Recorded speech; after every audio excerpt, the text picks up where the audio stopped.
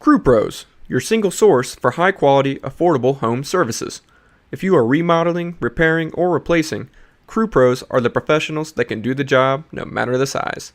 If you are thinking of remodeling your kitchen or bath, needing a new HVAC system, plumbing repairs, flooring, or a complete roof replacement, call Crew Pros. Crew Pros, proud sponsor of the Grizz 901 podcast. Memphis. Nothing but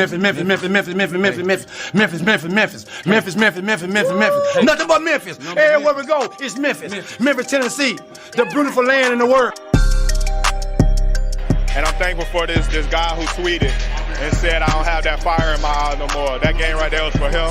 That's what I do. I prove people wrong each and every night, and that's for him right there. Hi, this is Tom Izzo at Michigan State, and you're listening to Grizz 901. What up, Grizz Nation, and welcome back to another episode of Grizz 901. I am your host, Daniel Greer, and our show, as always, is presented by Zach Jaworski State Farm, where they treat you like family. Nathan is here with us today again. We are midweek, our live stream. If you're here joining us, thank you so much. If you're here checking out the podcast, thank you as well on Apple, Spotify, wherever you can hear podcast. We are definitely there. But today we have a fun one. We have a game that we just came off of. And so, Nathan, I'm going to throw it right to you right away. The Grizzlies win 109-97. So I want to ask you just a simple question. Are you ready for Grizzlies basketball yet? They're going to win the chip. They're winning the chip, baby. 2-0 to start the preseason. Man, it's gotten to the point. I saw someone tweet this earlier, but having 2 days off after having a whole offseason, it feels like longer than the whole offseason once you got a little taste of basketball. I'm back to that point where I'm like, 2 days in between games. How am I supposed to make it that long before basketball plays again? So, yes, the answer is yes. I'm very ready for Grizzlies basketball. Yeah, it was my first chance. I didn't see the game live. I saw the fourth quarter live. I watched the fourth quarter. And so I missed pretty much everything good, right? Well, I went back and watched it. And then this morning, for whatever reason, I was up at 5. And so I was just setting up and I decided, you know what? I'm going to watch the rest of the game just in full detail again. And so I watched it and actually took real notes, had some good information and a lot of things that I think people will enjoy for the simple fact that what are you looking for? Like when you're watching the game, like what exactly is it? And so instead of watching preseason basketball, and I think Ryan alluded to this, I think it's the last episode. Yeah, we talked about it. Exactly what are you looking for when you're watching preseason basketball? Besides my dog whining in the back that I'll have to eventually let out. But I want to break down some things to look for. Okay, some nuggets. Some Nate's neat nuggets. None of those today, probably. But I have a lot of stuff I want to get into and I want to ask your opinion about. And so without further ado, do you think, number one question, do you think that the 4 position without Jaren is completely locked up with Santi Aldama? No. No. Now, I will say I do think Santi, he's ready. He's ready for something. I don't know if it's a starting 4. I know we talked probably last week. We brought this up, but I was talking about how I think he's going to be the backup 5, right? Not the starting 4. But the one thing that I am getting much more confident to the point where I actually am close to saying he has it locked up is a role on this team. He looks ready to play, which we both need to be deciding how we like our crow cooked, because I'm definitely about to be eating some after in Summer League. I said he didn't look – nothing about him, I think verbatim, the quote was, nothing about him looks like an NBA player. Yeah, that's not holding up so well 2 months later. As far as the actual 4 spot, I don't know. It's because I like the switchability of Zaire and DB, but after that one game, because what you're talking about, what do you look for in the preseason? I look for, stats. Sometimes you translate if a guy's shot's really improved, that can translate. But, DB, not DB, Dylan Brooks, Desmond Bane went over 5 from 3. That's obviously not him. So you gotta sort of take those with a grain of salt. But Santi looks like he fits. He looks like he is flowing within the team. He's rotating. He's sliding over. A lot of those times he caught those passes in the corner or on the wing. He was sliding over to the open spot looking for that pass. And the biggest thing, though, after the first preseason game, I was like, okay, he played really well. They're talking about him at the 4, but can he really switch the way they want to switch, right? Because outside of Ja and Steve-O, it's really positionless basketball, 2, 3, 4, right? And I was like, I don't know if he can keep up with those guards, but he was holding his own. He was rotating really well. He was doing really good, playing some help defense. There was one where Wagner shot right over him and nailed a 3, and I was like, wow, he can't leave him with that much room. But I went back and watched it again. He was actually sliding over to help on a guy cutting, came back and had pretty good contest on that, right? And so I could see it. Locked up? No, I would not say it's locked up, but I could definitely see it. You know what? I'm going to stand on that hill. I think the 4 position, I think it's locked up for starting, and I thought it was going to be Zaire. I really did. And this might be an overreaction, but what I saw out of Santi is simply that he can knock down some shots if needed. Okay. This doesn't mean that he's running with the starters the entire game. You figure out, how is he playing? How is Zaire playing? Do you have someone else that stepped up? Did David Roddy play 5 minutes and show you that I can play down the stretch of the game and actually fill in that role? You never know, right? I know. Listen, I'm not going to let you talk about David Roddy because he didn't play much. So we're not going to talk about him yet. But that could happen. That literally could happen for the simple fact that somebody could get hot and just be inserted into the closing lineup. Okay. So let's talk about the very beginning starters. I think that Santi is the guy. He gives you spacing. He gives you size. He gives you height. He gives you rim blocking. I think that you can easily have Santi there, because what happens then, whenever Jaren comes back, it's the same type of lineup. You already have your set where you're switching and the type of defense you're playing, because he's playing the same role as Jaren, right? He's the rim defender. And so I think that position, I think it's going to be locked up by Santi, and I never would have thought I would have ever have said that. If you're asking me if I'm leaning towards it, yeah, I actually am after that second game. But do I think it's hill? I'm not on a hill. No. There's one thing that I do agree with Ryan on, which is not much when he starts getting on those tangents, is you can't take that much from preseason this early. I was going to get on here. I'm kind of sad we weren't able to get on here before, because when he was saying Ja would play like a quarter, I'm like, dude, Ja's going to play a lot more than a quarter of preseason basketball. And I do think there are things you can take from preseason, but it's the first crack at it. If he does it again, then yeah, I'd say he has it locked up, because it's what they want to do, right? When they say that's their first crack at the starting rotation, that means this is what we want to do with our lineup. And so I think it says a lot. And so do I think it's his to lose? Yes. Do I think it's completely locked up? No, I think they're going to toy with some other lineups, and if something really pops to them, they'll roll with whatever's best. But if nothing really stands out, they're going to roll with that starting lineup. So that's not a hill, but I'm not ready to get on a hill. We're in the second game of preseason, and to be honest, we talked about before, I have an affliction.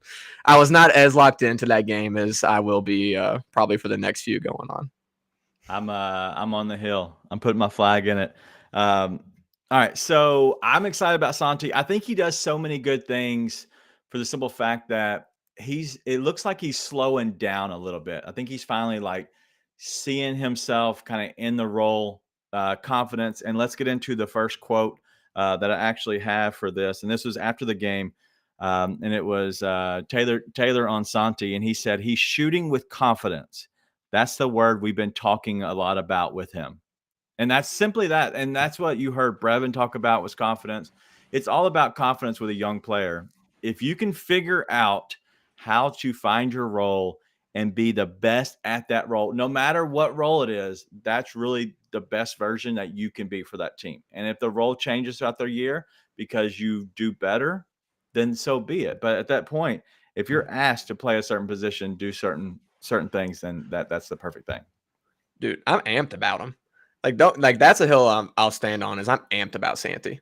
I could not have been more wrong in summer league, and I'm super happy about it because he looks awesome. He's not that player though. Like in the summer league, they had him as a go-to player. He's not a go-to player. He's a kick it out, bury a three, maybe get some rebounds, maybe adjust some shots, like do the little things, but doesn't have a big role. He's going to shoot 4 or 5 times a game. If he goes 3 of 5, 2 of those being a three, one of those being in the lane, great. Like that's really what you have to have from him. So let's move on to the next few things. And Black Lives Matter also put this in the chat that he was talking about how Taylor Jenkins, he subbed out Desmond Bain first. Okay, so which actually maneuvered him to be coming out with the second unit in the second quarter and vice versa throughout the game. If this was a full game, it might have kept going that way. But he also was subbing out with 6 minutes to go in the second quarter, which I don't love because then you're not able to close with Dez as much. So I think what you're going to have is during the regular season, you're going to see him sub out first, and then he's going to come back in, play spot minutes in the middle, just like I think it was Jaren. Yeah, Jaren had this role last year where you were playing twice in a quarter. Your quicker rest, you're out 8 minutes or so, you're back in to finish the quarter. You start the next quarter, you're out, you're back in. So pretty much you're playing almost every single quarter, except for like a big blowout or something. So I think that is important because that actually lets Desmond ride with somebody like Tyus, who's going to get him the ball and get him open shots. I would have thought I would have put Dylan Brooks there to better suit him and his game. Do you think that if you were the coach, what would you be deciding? Would you say it's better position for Desmond or a better position for Dylan to play more with the second unit to get up more shots? Better position for the player or for the team? For the team. For the team, I mean, it's a bit of a catch-22 because exactly what you're saying. You want Ja and Dez on the floor together, but Dylan Brooks getting up a ton of shots is not what's best for this team. Even with the second unit now, I would say probably better for the team to have Dylan on the second unit more because you still have guys like Tyus and Zaire that can shoot, but they're not going to be hunting that shot as much, right? It's going to be created for them, And I agree with Black Lives Matter in the chat. We want Dez to be the one shooting more, but I think Dez, they'll manufacture shots for him. He'll get them even if he is in that starting lineup with Ja. I'm not as worried about that. I am more worried about Dylan taking those shots from Ja when he's on the floor, right, and stopping the ball. So the answer is, I hate this, but Dylan Brooks just doesn't need to be taking shots. I'm worried about Dylan heading into this season after some of the media day quotes and how he looked last night. It didn't look like much has changed, and we got a lot of other guys who need to be taking that shot more. So, I don't like either, to be honest. I want Zaire and Konchar and Tyus moving the ball in that second unit and then having BC. I think that second unit, no one needs to be chucking shots, right? It's just let the offense work. So you're muted. Sorry. Rookie mistake. No, I have a lot of questions about the second unit as well. But before we get into the second unit, I want to stay with the starters. Dylan did take 7 shots, which was good. He wasn't chunking. He wasn't doing anything.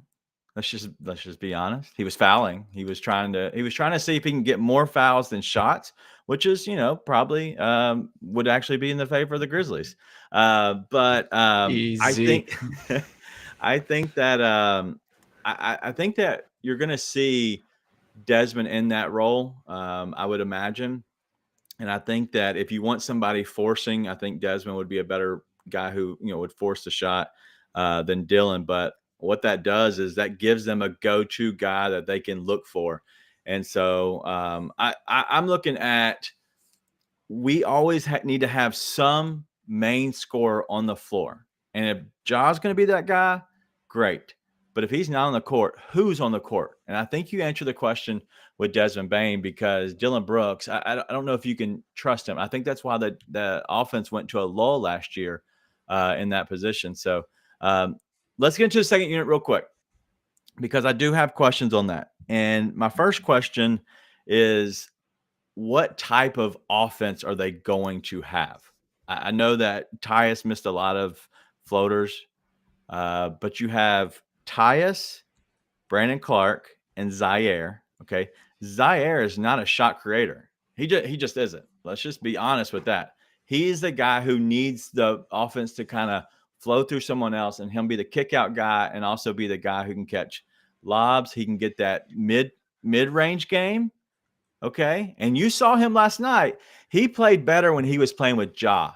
And if you watched last year, his best times that he played was when he was actually on the floor with Ja, because who isn't? But when he was a starter, he played great. When he was on the second unit, he didn't play as well.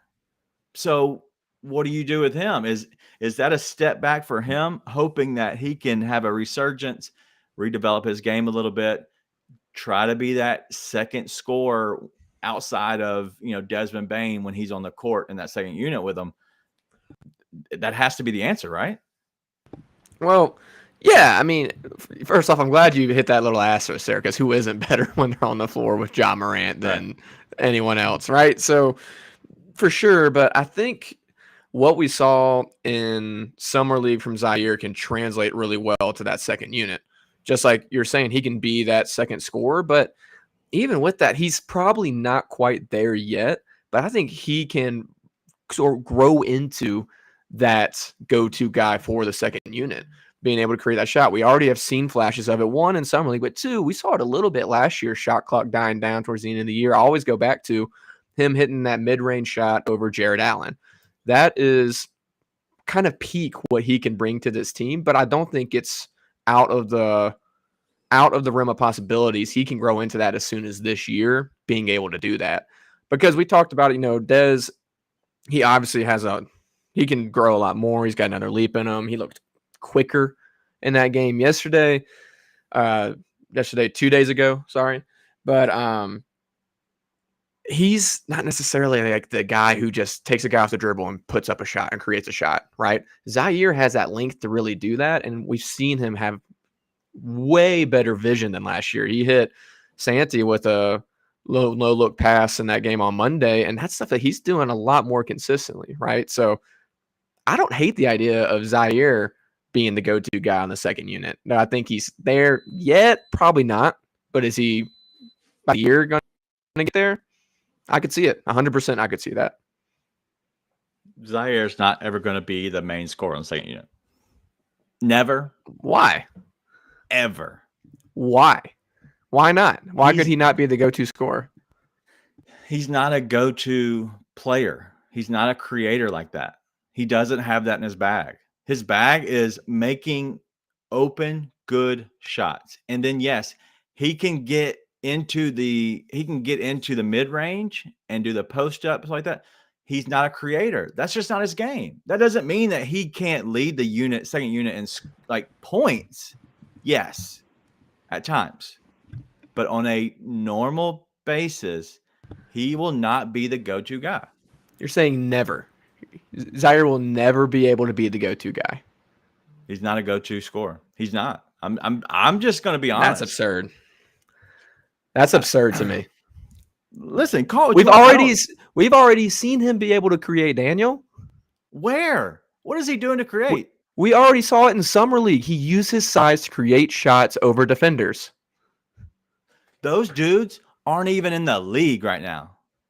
Those guys who we're playing against, they're not even in the league. We're saying, can he possibly do it? Can he have the ability to do it? The answer is yes, because we've seen it. We have seen it. And it absolutely could happen. Santi was the leading scorer. No. If we're talking about is he ready to do it right now? I just said I don't think he's ready to do it right now. I never said you said that. I'm saying I don't think he's that type of player. And if you're saying never, I think that's absurd. If he develops, by all means. But he will, I don't think he is a shot creator. That is I personally. think you're wrong. That's off the dribble. Well, no, I don't think he is a shot creator. I think he could be that shot creator. Absolutely. But I think he is right now. No, like I said, I don't think he can start out as the go-to guy. But if you're saying never, I think that is ridiculous. Yeah, I don't. Obviously, never's forever. Like never is like what, a 15-year career. Maybe I'm he saying becomes I don't think that it's in unlikely. 8-10 years. I don't think it's likely at all. If we want to stand on those sides where maybe it happens, right? Maybe it doesn't happen. Those are fine. I'm saying not likely, and you saying likely. Okay, and that's fine. We'll stay out of the two extremes and go to the middle because obviously I love Z. He's great, especially for this team. He's a guy who literally does a lot of things that doesn't show up on paper, and that's great. But I just don't think he is the shot creator. And a lot of times he gets his points off of lobs, kickouts, and then open threes. That's it.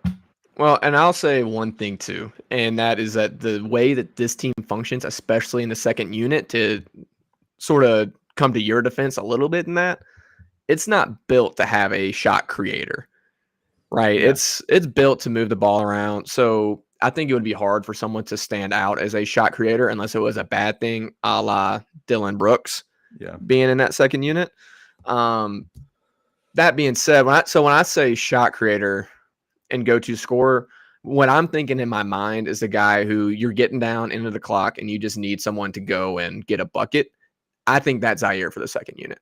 And I think that could be Zaire for the second unit this year sooner than later, because who else are you going to give it to? I mean, you got Tyus to sort of, but it's the same thing. That's Tyus working within the flow of the offense when he creates the shot, quote unquote creates. Somebody who just gets the ball and makes it happen. I think that's Zaire for that second unit. So want to make sure we're on the same page as far as I don't think either one of us thinks we want Zaire going ISO in that second unit, right? No. We're not looking for a Jordan Clarkson type player regardless. But into the shot clock, you have Zaire to go get in his bag a little bit, just get a little separation and shoot it over a defender and make it, which he's shown he can do.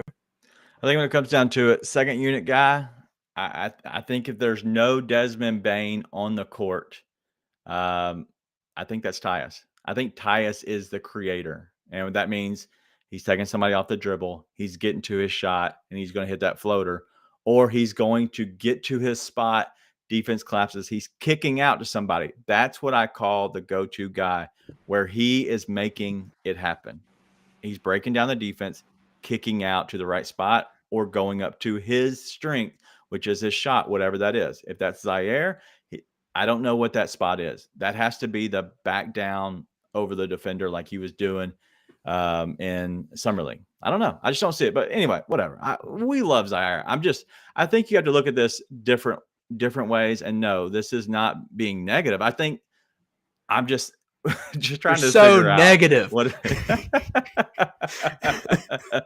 No, listen, I am with you as far as Tyus is like the leader in the second unit. You want the ball in his hands. And if you're going with that, I'll talk more about creating shots, but I'm laughing at Black Lives Matter comment saying if Melton can do it, Z for sure can. I love it. But Melton wasn't a creator either. Last thing, and I think we need to move on because yes, we're on the same page largely what we think this team needs to look like in the second unit. I do think Zaire has the potential to have the ball in his hands and create for his teammates. And I don't think that's what you want him doing this year. I do think that's 100% something he's working towards and will reach. So, yeah, we're all on the same page. So they need to just pop the ball around. That's what it has to be pretty much in the second unit. And you're going to see more of the free flow of the offense with second unit. That's what Tyus runs. With them trying to interchange right now, it's going to be a slow process. You're talking about, and we'll discuss this in a second, but who exactly is going to play on that second unit? I think that's going to be very, very interesting to see because John Konchar is definitely on that second unit. So is Brandon Clark, and so is Zaire, and so is Tyus. Who is that last guy? Like, that's four people that I know that are going to play. And let's say we want to put that one spot, it's either Zaire or Santi. I think both of them have like solidified their position on this team. One's going to start. One's going to be on the second unit. Okay. Yeah. That's 9. Who is that other guy? It's not Junior. So let's get that out of the way. I love Chris. I know he wants it to be Junior. I love Junior, but it's just not going to be the case. Also, I just noticed you can see my honey bunches of oats and paper towels in the background. So it's a lovely scenery. It's gonna be Laravia. Yeah. I don't know that I agree with it, but it's gonna be Laravia. I was looking at it. Here's the thing. You always talk about seeing it. Yeah. See it with Roddy. I do want to ask you what exactly it is with regards to that role, because I am a little cloudy on it. But before we do that, with Laravia, I understand that the it is him having a really smooth shot, right? And he's picked up a lot on defense in the couple of months in Summer League. I've noticed that he is moving a lot better defensively, which was my biggest knock on him after Summer League. I'm like, the shot will come around, a lot of it will come around. Defensively, can he get that extra step? And it looks like he has. That being said, you look at their stats. I went and pulled it up because when they both played significant minutes, and I think you'll see Roddy play some more minutes in this next game to sort of test it out with him as well. Roddy looked better. He looked like he was able to flow with the team better. He's more athletic. He's able to move a little bit better, which is funny because his nickname's Big Body, right? Right. I just think he looks better. And you look at their stats, they're both 6 for 15 from the floor. Right. And they've both made 2 threes. Roddy's made it on 4 less shots. So, and the only reason I point out the stats, again, Desmond Bane's over 5 from 3. I don't think that necessarily translates crazy well. What do you do, or as far as the stats go and all of that. But just because Laravia's shot looks better doesn't mean it's always going to be going in. It looks super smooth, but is he going to actually hit it? Because if not, I think Roddy does everything else better. I think he rebounds better. I think he defends better. I think he's more athletic. So, but it does say a lot that they put Laravia in that first crack. Same things it says a lot they put Aldama in at that first crack. But I'm being honest, I just think Roddy looks better. And when we talk about it, I think he just has that bulldog in him, dude. That is the it for me. He has that bulldog in him. He went under and up with the hammer on that dunk in that last game. I was like, dude, you already had Konchar hitting the catch and shoot Kobe shot, and then you get Roddy hitting the Kobe under the basket dunk. I love Roddy, man. I do. I know I'm biased. Yes, you are. But I do think he looks better. I think he looks like he fits better when they both played. So, but if I had to guess, it's Laravia. They're going to go with Laravia. Well, when Jaren gets back, I think that's Santi's position. Personally, I think it's going to be tough for both Jake and Roddy to really find time. I think you will see a lot of mixing and mingling in the very beginning while Jaren's out.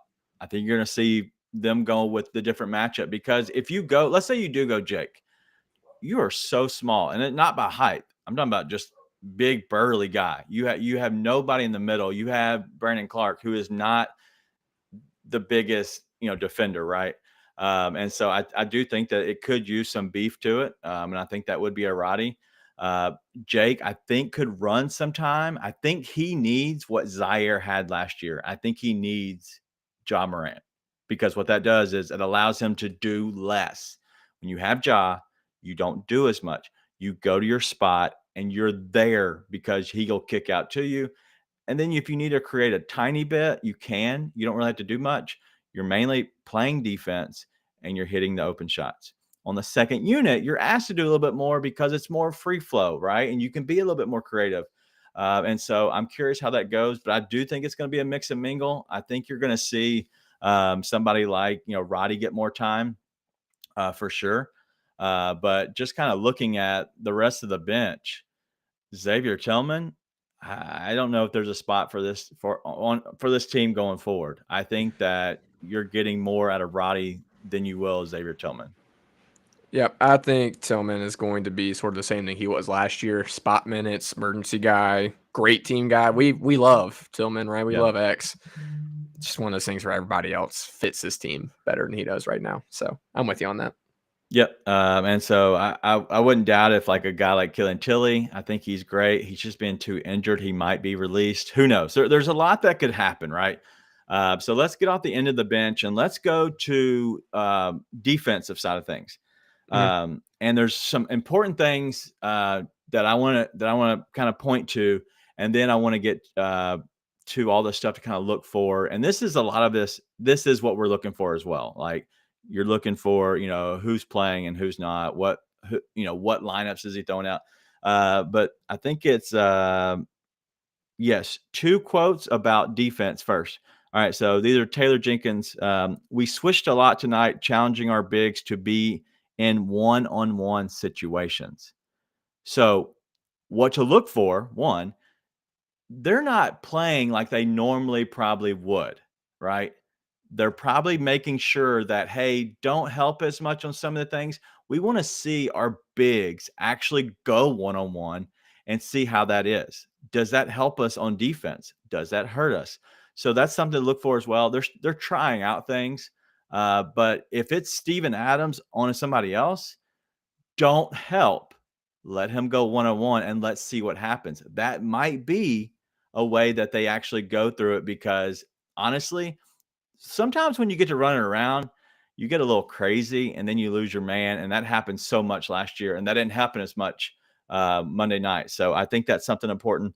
And another thing real quick on he's talking about defense again is we're charting how many times we just get blown by. It's a big focal point of ours. So we're not put in rotations constantly. Same concept. They're trying out things, right? Letting the bigs go one-on-one. Well, this time they're saying, stay on your defender and don't get blown by. And that way, we're not having to rush, find somebody. They did 3 or 4 passes, and we've lost a guy because we're switching so much. So anything you saw with the defense last night or Monday night? Well, one thing I think to remember is that, T. Jenks is a big Budenholzer guy, and they switch 1 through 5 over there. And it's their big philosophy in Milwaukee. So it's not surprising they want to do that. I will say the defense did look good. I thought it looked good against the Magic. It's also against the Magic, who are a dumpster fire of a team. I mean, it's a bunch of super talented guys playing pickup basketball. Let me give them a little bit of love real quick. One, they haven't had as much practice as others. Okay. They had to evacuate due to the hurricane. Okay. This is their first game. Okay. This is our second. I'm not saying that they're good. I want to make sure we take a step back and say, hey, okay, they aren't great, but this was pretty much like I think their 4th practice at 4 practices, and this is their first game. So who knows? But yes, continue on. I just want to make sure I get a caveat because they do need some love in that area. Yeah, for sure. Well, the people of Orlando do. I'm not so sure about the Magic. We'll see. There's nowhere to go but up from them. I'll give you that. But the same concept applies as far as related to the Grizzlies. Obviously, I do. My boss actually lives in Orlando, so we genuinely do want to send our thoughts and prayers to the people in Orlando. I just don't necessarily know that it's going to make the Magic any better, that they would have had a few more days of practice. So the same concept applies, though, for Memphis. It was not like they were going up against some well-oiled machine like the Golden State Warriors, right? So it's too hard to take anything out of it. I do think that the bigs held their own, which I think is important to point out. I don't think the Magic knew how to try and push that advantage when those switches were happening. But I thought that when guards were taking on bigs, they did a pretty good job of staying with them, staying connected, and knowing the biggest part that I thought does translate, knowing where the rest of the guys were on the floor, knowing where their help was going to be, knowing where they could push guys, where they should step out, where they should give a little bit of space. So I do think that will translate really well. Ja Morant locking in on the defensive ends, at night in, night out. Don't know if you're going to expect that, but I think that's going to be important. I think it's something he is really going to make a point of emphasis for himself this season. He's a big chip on his shoulder guy, and one of the biggest knocks on him is he can't defend. Ja looking for a reason, right? Yeah. And I think that's going to be one of his reasons this year. And I think that's going to be real. So definitely a couple of things that were real. I do want to say I do want to see them do it against a little bit better competition to be tested a little bit more to see how well they're able to connect on the defensive end doing all that. Yeah. Well, let's get off the team that does play Bowl, and let's get on to the team that has Ja Morant and Taylor Jenkins on Ja and his defenses. Him becoming the best two-way player he can be is only going to help the Grizzlies become the best version of ourselves. I love that he is attacking that side of the floor. Now, the challenge is to do it every single night on and off the ball. So, obviously, Taylor Jenkins is talking about it and his post-game presser about Ja Morant's defense. Ja looked locked in, and a lot of defense, a lot of gameplay is all about Ja and how much that he wants to give effort and be the person who makes things go. I think it's very important for Ja to give a little bit of help. If you watch the Lakers game the other night, that was the most lackadaisical defense I've ever seen in my life. Like the I know opposite. the exact play in your head right now. Russell Westbrook, yes. I just don't get it. Not going to get off on a soapbox. I just don't get it. People that don't try don't care. But Ja looks like he cares. Looks like he's trying on that end. And if he is going to put in the effort, everybody else is too. Like that's a gimme. But anything else on the game that you want to, I guess, hit on real quick before we kind of hit on stuff that key items and whatever you want to look for throughout the rest of the preseason? After just 2 preseason games, and again, this is not taken into stats, what they've actually hit or not hit, more so just the eye test, they do not look like a team that's going to take a step back this year. There might be other teams that are going to take a step forward, but I know there was some concern about them falling down to like 6 seed, borderline play-in. I think 4 seed, 5 seed at the worst. Everybody can shoot, dude. Yeah. Everybody can shoot. Steven Adams is going to hit a 3 this year. We're going to be like across the board. Everybody can shoot. I mean, that was the thing that stood out because, and this is the last thing that I kind of want to hit on from that game specifically, what I took from it. But it reminded me of when we were playing at the Warriors or playing against the Warriors. Not we, the team. Bad Nate. When the team was playing against the Warriors in the playoffs, what really killed us outside of rebounding, we know that. What really killed the team was that the Warriors just had another guy ready all the time. It was Otto Porter Jr. was knocked down a shot. It was Kevon Looney was doing something. The Grizzlies just have guys 1 through 10 that can step up when they're trying to take Jaren away. They can step up when they're taking Ja, Dez, Zaire, Tyus. There's going to be another guy on the floor that can step up. That's going to be huge for them. It's huge for them in the playoffs. I'm super excited about it. Yeah, I think it's going to be big, man. I think this team is, dude.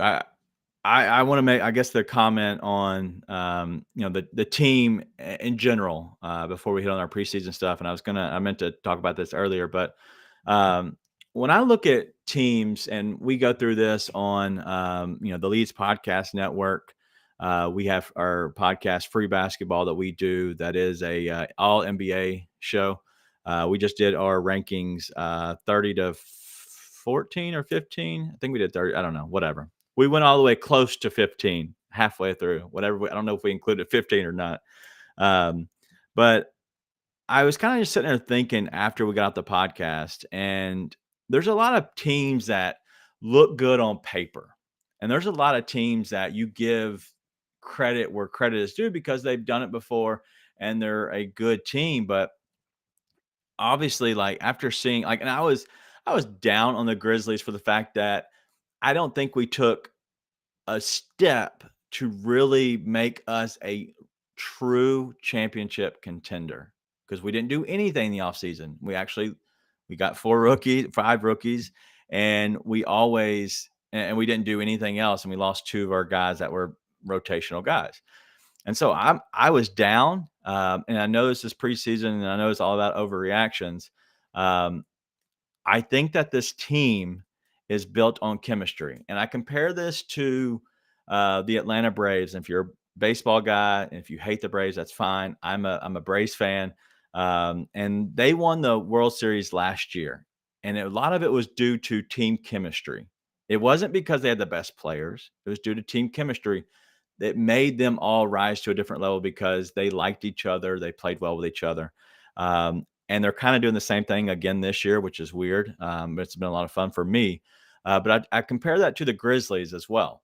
I think that they love and enjoy each other so much that they are willing to do whatever it takes to win. And I think that can never be overlooked. And this team, on paper, they're okay. On paper, I would say this is probably a top 10 team, maybe. More than likely, I would probably say 11 to 15 if I had to say on paper. But because we know John Morant is getting better and because we know this team is young, I think it goes to say that what Kleiman is doing, what Taylor's doing, I think it goes to say that this team is built on chemistry. Like, they have guys. The reason we're going to be so good in preseason is because our 11 to 15 can kick other dudes' butts when they're in the game. There's nobody that compares to us 11 through 15 as we are. This team is so deep, and it makes everybody else better because if you are not good, you're going to fall to the 12th to the 13th spot. Then you're not playing. And that guy who was 15th is now the 10th guy. I think that's the biggest thing about this team. All right, let's get into our preseason things and what to look for. Before I do, I want to ask you a trivia question. Are you ready? Sure. The Grizzlies played the Orlando Magic Monday. Okay, Trebek. Who was the leading rebounder for the game? Who was the leading rebounder for the game? I'm not looking it up. For the Grizzlies. For the Grizzlies? Wish you had the Jeopardy music. Who was the leading rebounder for the game? Who is John Konchar? You are correct. Let's go. I actually did not know that. I just sort of based off of my knowledge of Grizzlies personas and their game. So let's go. Yep. The Magic Conch. Yeah, the Magic Conch. He had 9. And the reason I bring that up is because this is something that I kind of want to watch. This is something going forward. Is there's players that I want to watch, right? And there's situations and things that are happening that I want to watch. My first player that I want to watch is John Konchar. If you see him in the game, he did a lot. If you're watching the game and you see it, he's somehow everywhere. He's always doing something. If you look on paper, it's not really going to jump out to you. But he did have 9 rebounds. He had 5 points, I believe. I'm not looking at the moment, but a couple assists. Let's read it off. Why not? 4 assists, right? So he had the second amount of assists in the team. Like that's really what I'm looking for is who's going to take over the DeAnthony Melton role, right? Who's going to hit some threes, but also do a little bit of everything to kind of make up for the lack of having a guy like Melton and even Kyle Anderson. So I'm looking to see how John Konchar fits. And I think that when they took off a little bit in that second quarter, when they started playing much better, John was actually on the court during that time because he's all around doing something. So when I look for somebody who's going to make up for a little bit of the rebounding we're losing with Jaren out, with a little bit of the playmaking, doing a little bit of something, whatever something is, now that Melton's gone, I'm looking at John Konchar. All right. What are you looking for? I think the 2 biggest things are things we already hit on, the Laravia versus Roddy, seeing who's going to earn that last spot on the second unit. The Aldama, if he's able to keep up and do what he's doing consistently. I did want to see Konchar, but I never really had many questions he'd fit in that second unit really well and just keep the ball moving, do the little things like you were saying. So, it's fun to watch it, but I never really had too many questions around it. One of the biggest things I'm going to be looking for is Dylan Brooks, seeing if he's made any growth on the playing within the flow of the offense. He had a couple assists. Like you said, he only took 7 shots, which I think is good. But is he going to keep the ball moving, really keep the ball moving, in a way that keeps the tempo going, not in a way where he doesn't have to force it and really think about it, right? I think it shows he is trying to change up his game a little bit, but I'm not sure he's done it yet. So want to see that. Outside of that, man, it's honestly preseason. I just have fun watching the guys. I just have fun watching it. I think it's a time to just have fun and overreact to stuff and then try and pick out real analysis. So that's the main thing I'm doing, is seeing what can I possibly overreact to when we come here on the live stream every week. But the one thing I will be looking for in particular, besides Laravia, Roddy, Aldama, is DB. Is he making adjustments? Because this is not a time for him to screw around and get in rhythm. This is a time for him to push, hey, I'm here for the team and I'm gonna do what it takes to win. So that's the only thing. So I think Dylan Brooks is a very, very important spot because he's somewhat of a vet. He's been around for a while. I think he'll find his spot. I do think he's searching to find his role. I really do. Because I think there had to have been conversations about his role moving forward, because he obviously left the end of the year meeting. He hadn't said a whole lot. Even when during the interviews, hadn't said a lot. So I'm curious of what that's going to happen. But I'm looking to see how Santi answers. Right? Are they still going to start him? I believe they will start him. I believe that you probably see the same starters. But do we see less of Laravia, more of Roddy this next game? Does Xavier Tillman step on the court? Like, I don't know what might happen. Maybe they move off, Brandon Clark and let Xavier Tillman run that role for a little bit to see what happens, because you'll obviously get some time to other players play.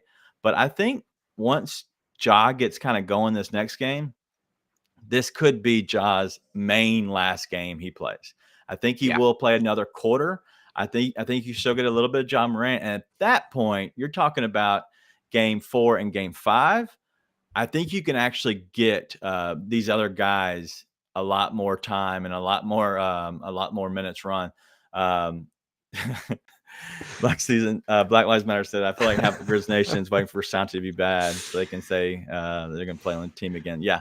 That's what I was laughing at too. I got to figure out how to get in this chat, man. I've been trying to figure out how I can actually chat back, and I've got no idea. I'm technologically unsavvy, to say the least. I just clicked the button and I can send a chat back. I don't know. There's probably ways. Just go on YouTube. I don't know where he's on YouTube watching. But that's something. If you're missing out on the chat, Black Lives Matter, thank you so much. We gotta meet you definitely in person if you're here in Memphis at some point at a game. I'll be at opening night for sure.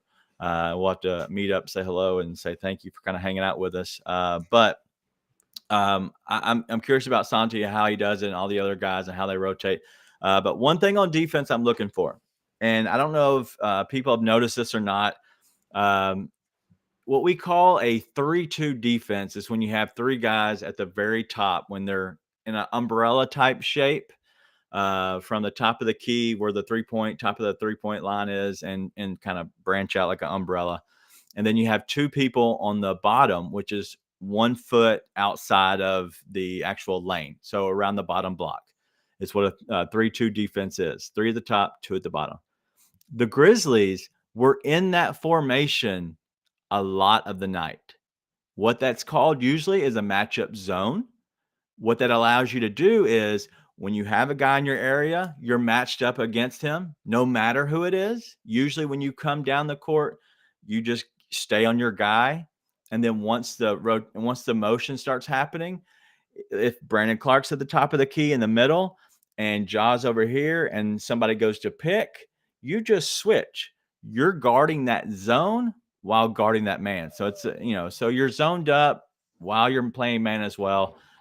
They did that majority of the time because that allowed somebody big to be at the top, slide down to help the middle. That's what Clark did a lot, is he slid down into the paint to kind of help adjust shots when people got to the front of the rim.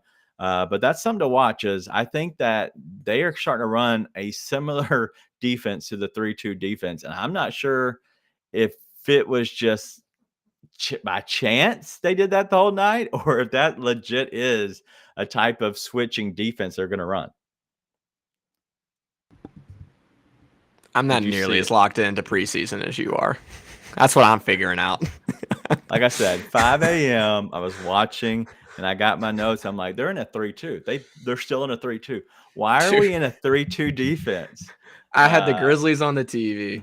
I had the Monday Night Football on the computer or my phone, and I was doing emails over to the side / maybe some editing. I'm just not nearly that locked in. Sure. Sure. Agreed.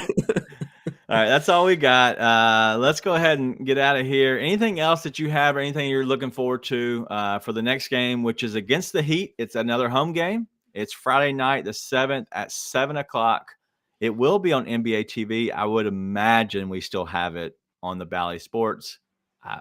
It's always disappointing when we don't. We did. We had our guys back. Pete, Brevin, always amazing. The Ram Jam. The Ram Slam, right? Ram Slam. Whatever. Beautiful. All right. Anything else you have? Nah. John Morant got a him tattoo on his hand. He's going to prove it this year. Yeah. Excited for basketball, man. Just glad to have it back. Yeah. I have so much to talk about just by watching that game. And a lot of the midweek show is probably going to be just reacting. And it could be a lot of everything just reacting. But if you have a chance, hop on the chat. We go every Wednesday or Thursday at 11, depending on our schedule. We lead right up into the Grind City Media, the Chris Vernon Show. And so make sure you're here.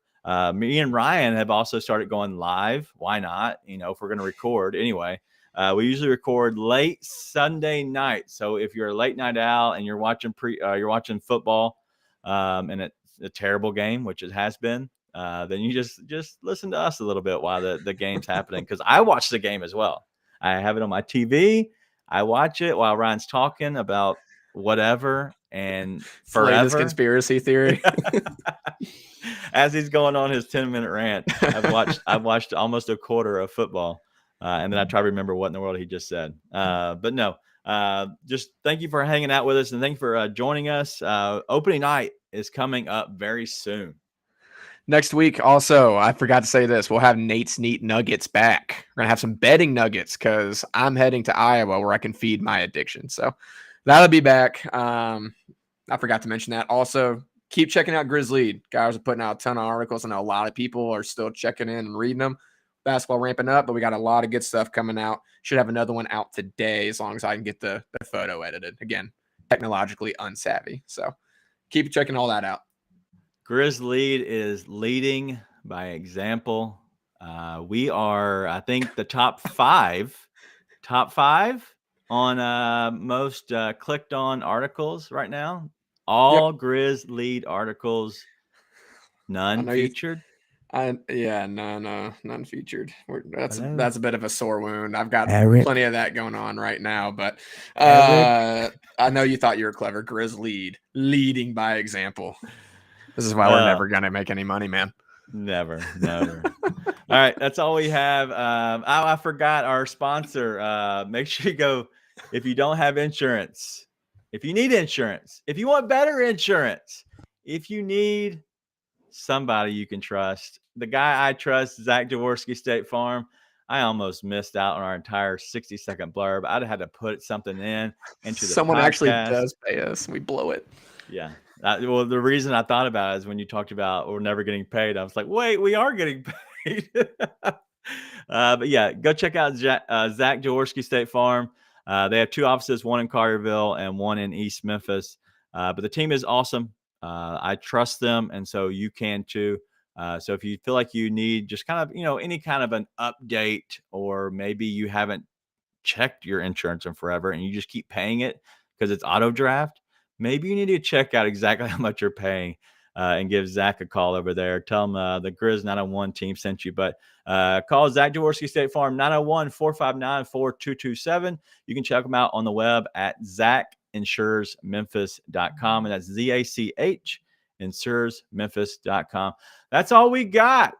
If you got nothing, I got nothing. Let's have a great rest of the week. Be nice and tell your friends.